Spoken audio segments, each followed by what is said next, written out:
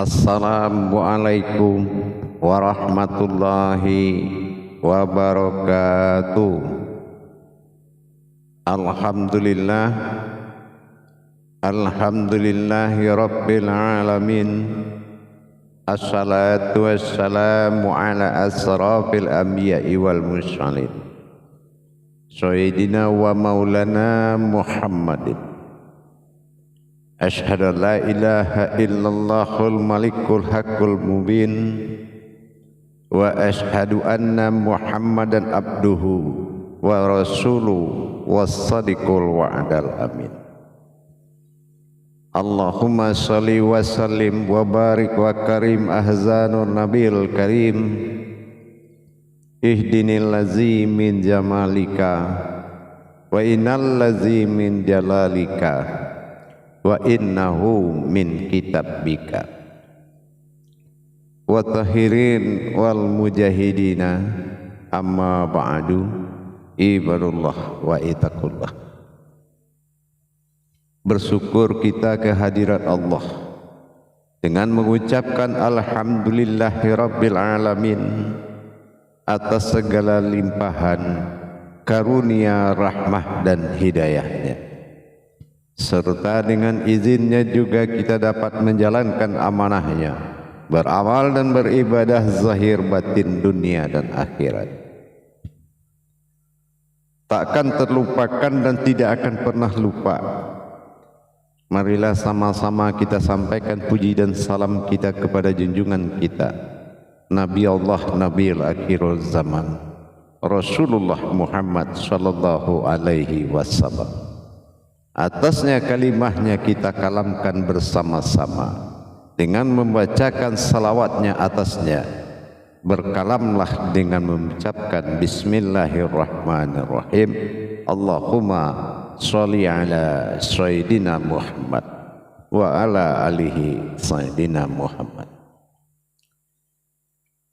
Alhamdulillah, bertemu lagi dengan saya Guru Mursyid Syekh Nur Muhammad Buya Irwan Maulana Al-Khalidi, Pasaman, Sumatera Barat. Tentunya dalam rangka bermakrifatullah, maka diwajibkan kita meningkatkan iman dan takwa kita dengan belajar menuntut ilmu. Belajar menuntut ilmu, hakikat amal dan ibadah, ini adalah suatu kewajiban yang tidak bisa ditunda-tunda, karena ini mengandung puncak kebenaran. Dalam hal ini para jamaah, para hadirin kaum muslimin dan muslimat dimanapun berada, melalui tayangan YouTube Buya Pasaman Timur yang selalu berbagi wawasan syariat, hakikat, syarikat dan ma'rifat sebagai 4 makom yang telah disiapkan, yang tidak pernah dialami oleh masa-masa umat sebelum kita. 4 makom ini adalah kesempatan, peluang besar bagi seseorang yang ingin mengetahui siapa dirinya yang sebenarnya. Berbicara tentang kualitas dan kuantitas wujud Allah yang kita panggil dengan nama Tuhan, ini perlu kita memahami lebih dalam lagi. Kalau kita tidak memahami makna-makna tersirat yang dititipkan oleh Allah di kalam-kalamnya, maka kita akan salah menerjemahkan. Jangankan kita memahami tersirat-tersirat yang disisipkan oleh Allah dalam iman manusia, bahkan sebaliknya, kita telah melakukan hal-hal yang tidak Allah berkenan, yaitu membesarkan diri di jalan Allah, bukan membesarkan Allah di jalan diri. Untuk memahami hakikat yang disebut Tuhan dan disebut Allah, ini memaknai sesuatu yang berbeda, mengartikan sebuah makna yang berbeda. Berbeda itu apa? Kalau Tuhan ini adalah sifatnya julukan tertinggi, tahta tertinggi, sementara Allah adalah sebuah derajat yang mana wajib diimani oleh setiap umat. Kenapa?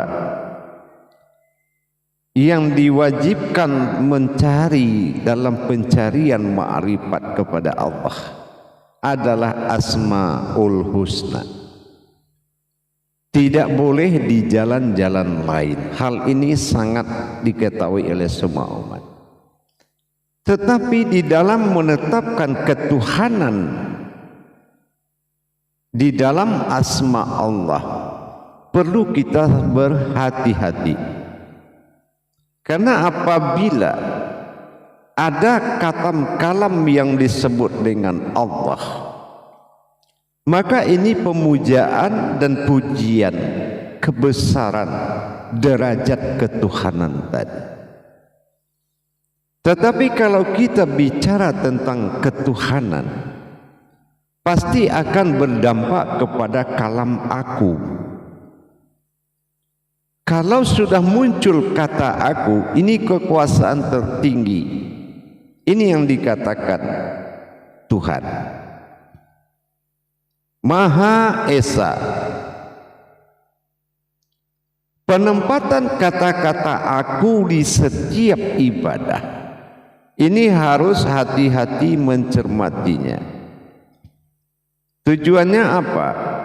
Supaya kita mendapatkan lebih kemuliaan itu kita dapati.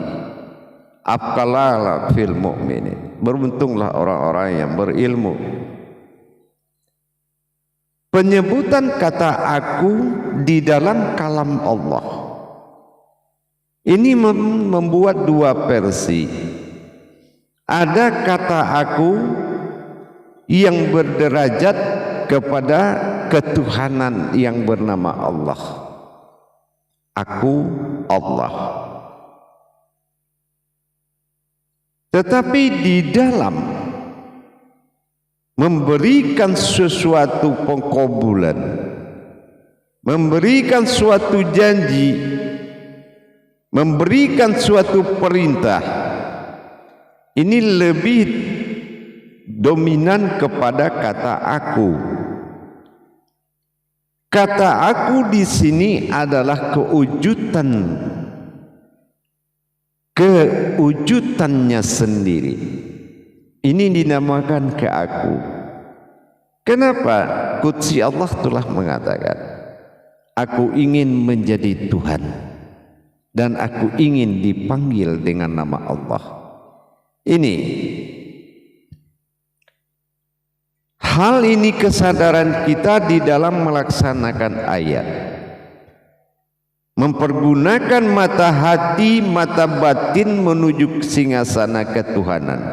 Artinya kita telah menuju keakuannya.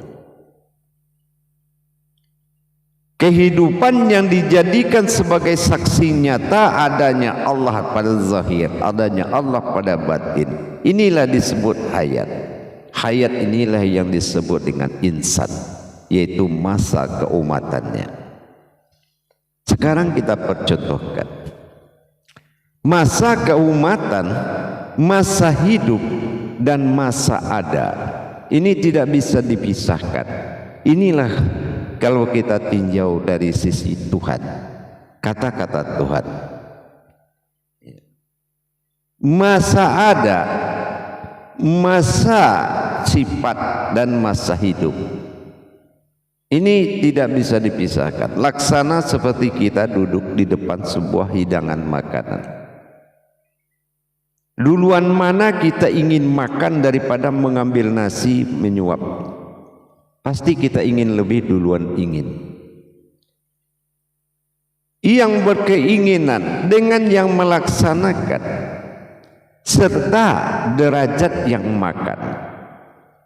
Ini satu kesatuan. Kalau kita tidak bisa memisah-misahkan hal begini, kita akan berprasangka Tuhan itu di mana, kita di mana. Ini namanya muqarrabunnya tidak ada. Muqarrabunnya bagaimana dia mendekatkan menjadi satu dengan Allah, tidak akan tercapai karena dia memisahkan antara kehidupan dan yang menghidupkan. Padahal itu satu kesatuan. Untuk mendapatkan sejatinya Allah, inilah yang dengan kata Tuhan. Allah adalah akhbarullah, sebuah jabariyah besar, sebuah zat yang dimajukan untuk dasar semua alam bertafakur kepadanya. Tetapi yang meninggalkan mayat kita adalah suatu diri rahasia yang tidak terlihat oleh siapapun. Inilah perhitungan diri dan Tuhan. Selagi tidak ada yang melihat keberangkatan sesuatu wujud meninggalkan mayat, maka dia tidak akan bisa dinalar dengan iman. Iman hanya bisa mengimani yang ditetapkan oleh Tuhan.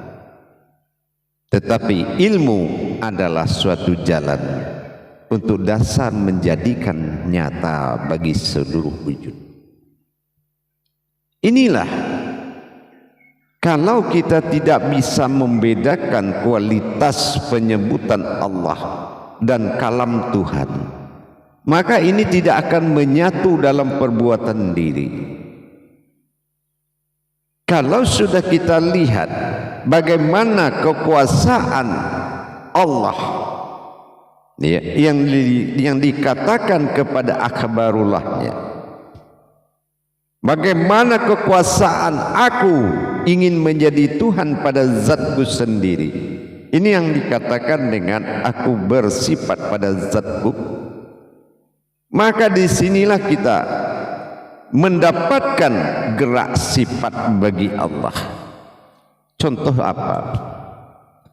7 sifat diberikan kepada sebuah kodrat zat, maka bersifatlah aku pada zatku, tetapi aku tetap berbeda. Bersifatlah aku pada sifatku dan zatku sendiri. Mana dikatakan sifatku? Dikatakan sifatku adalah tingkah daripada aku sendiri bersifat. Kodrat sifat, kodrat iradat ilmu, sama basar kalam hayat, itu namanya sifat. Bersifatlah aku pada zatku. Nah, mana yang dikatakan zat? Zat adalah sesuatu aras yang terjadi karena apa? Perpaduan kodrat sifat dengan akunya. Mana yang dikatakan sifat dan aku? Inilah seperti kita makan. Aku adalah sewujud Tuhan yang dilayani oleh sifatku sendiri. Nah, ini dikatakan ilahi. Jadi kalau kita sudah melaksanakan sifat ketuhanan, itu harus melihat keakuan. Dan sifat keimanan dalam kebesaran, ini harus melihat sesuatu yang diimani. Untuk mencapai keakuannya tadi, perlu kita menembus areal keimanan untuk menuju kodrat ilmu. Kalau kita tidak berpindah meningkatkan keimanan kita menjadi ilmu, maka solat yang kita lakukan adalah solat fil doa, solat yang berkualitas doa. Terus bagaimana dengan wa'anya buduna hadza siratu mustaqim? Bagaimana dengan sembahlah aku? Berdoa adalah salah satu adab yang tertinggi yang dikodratkan pada salat sebagai wataknya seluruh doa. Tetapi untuk menghadap Allah, ini yang saya katakan tadi, 2 kodrat tadi. Kata Allah dan kata Tuhan ini memang harus menjadi suatu pengetahuan mutlak. Bagaimana menempatkan kebesarannya di wujudnya Allah, dalam ketuhanannya, dalam kekuasaannya. Keakuan yang ingin menjadi Tuhan dan ingin dipanggil dengan nama Allah, ini harus benar-benar satu jalan kehidupan, satu hidup. Kalau tidak, kita akan diam di iman. Kalau kita diam di iman, ini tidak akan pernah sampai. Baik itu salatmu, baik itu zikirmu, baik itu doamu. Karena kita hanya mengimani. Tetapi kalau ilmu, inilah perjalanan. Ilmu itu nyata. Kodrat iradat ilmu. Tidak lagi kita akan mengkaji nur, tidak akan mengkaji zat dan batin setelah kita melihat si wujud ba'adaniyah ini, tubuh. Di sini semua adalah maujud dari semua sifat Allah. Tetapi dalam menjalankan antara kebesaran dan kekuatan tadi, keakuan, ketuhanan dan kebesaran namanya Allah. Bagaimana aku la ilaha illallah, bagaimana penempatan kekuatan keakuan dan menyatakan ketuhanan dalam wujud asmanya Allah. Dirakitlah asma zat ini berbentuk atau zat, atau dikalamkan dengan Allah. Alif sandaran nyawa, lam sandaran tubuh, lam kedua sandaran sifat, dan ha adalah asma. Ha adalah af'al, gerakan sebagai hayat ruhnya Allah bagi diri kita. Nyatalah hayat Allah pada diri, sudah nyata dia semua. Tapi iman mana yang bisa mengatakan seperti itu? Iman yang sudah menjalankan syarat-syarat bertauhid. Tauhid adalah menyatukan. Bagaimana nyata berhubungan dengan kata tauhid? Kalau kita belum bertuhan, itu namanya belum bertauhid.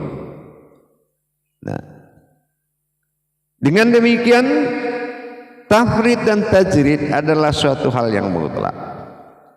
Tauhid, tafrid dan tajrid nyata berhubungan, sudah ada nyata kenyataannya. Tafrid merasakan dan tajrid mengalami. Maka ini yang dikatakan menikmati. Tapi kalau kita masih memisahkan antara kodrat Allah, Tuhan, dan aku, Tuhan, Allah, titik tiga pada shin. Ini kalau masih berpisah dalam satu hayat, pencapaian singgasana ketuhanan seseorang akan lebih jauh, bahkan mungkin akan tenggelam dalam amaliyah yang tak mampu akan mencapai ibadah.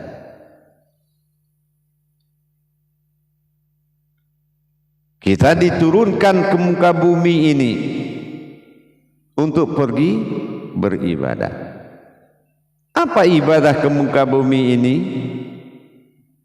Bukan sholat, bukan zikir, bukan ibadah takarub, uzlah dan lain-lain, tapi ma'rifatullah.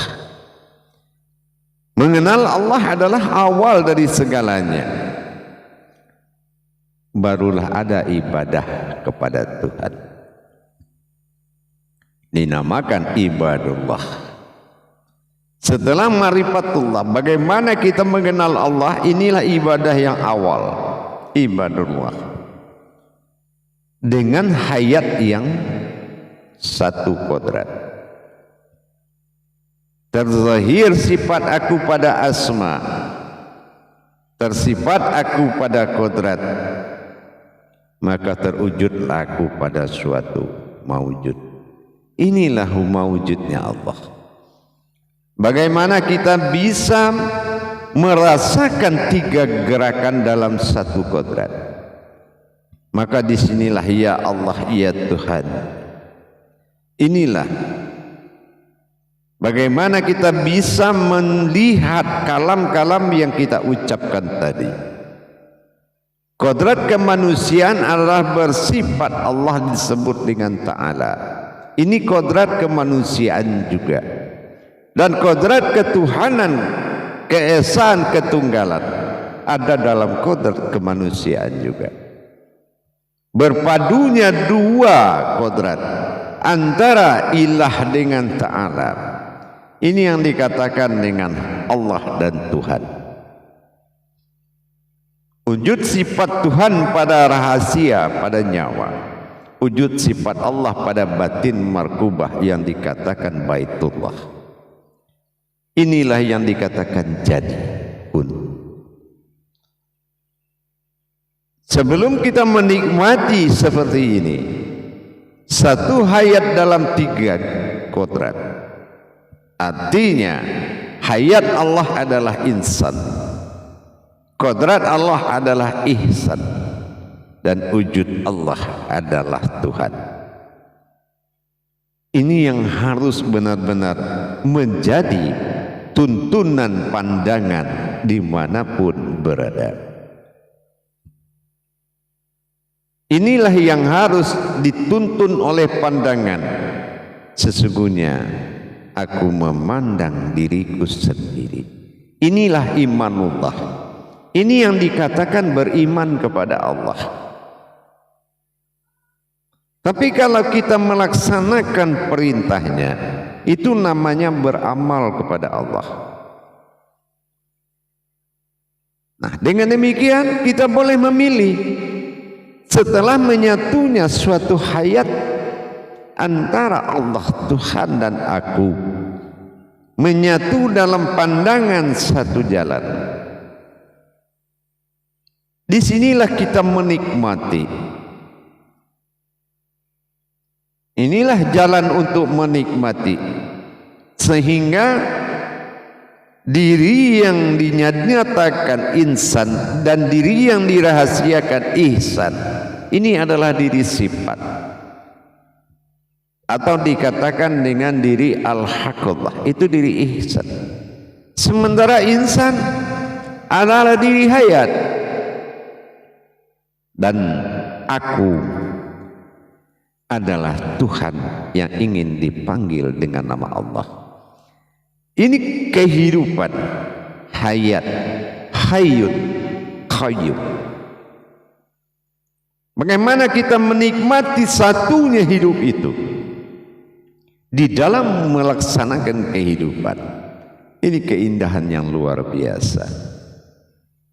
Tidak perlu lagi kita fasik. Oh, yang dikatakan Tuhan tidak begini, dikatakan Allah tidak begini. Itu bukan begitu. Dulu kamu pernah jadi bayi, kamu pernah jadi dewasa, setelah ini kamu jadi seorang bapak, ibu, dan akhirnya kamu menjadi nenek, kakek. Apakah diganti tubuhmu? Anak-anak ke tubuhnya ini, dewasa tubuhnya ini, tua tubuhnya ini. Tidak. Itu juga. Begitu juga dengan masa keumatan. Masa keumatan Tuhan disebut Ta'ala. Masa ketuhanan Tuhan disebut dengan Tuhan, ilah. Ini yang dikatakan lillahi ta'ala, Tuhan dan umat dalam kodrat yang sama. Nah, disinilah kita benar-benar meningkatkan iman. Bagaimana imanullah, beriman kepada Allah dengan mengetahui adanya Tuhan, beriman kepada Tuhan dengan sadaran tingkat keakuannya. Jadi menjalankan jalan-jalan ma'rifatullah itu tidak harus memahami banyak, tetapi mengkerucut kepada tauhidun, semakin menjadi satu. Di tauhidin Muhammad Allah, litauhudun Muhammadun wallahudun. Semuanya sudah hakikat. Jadi untuk menikmati hidup adalah aku.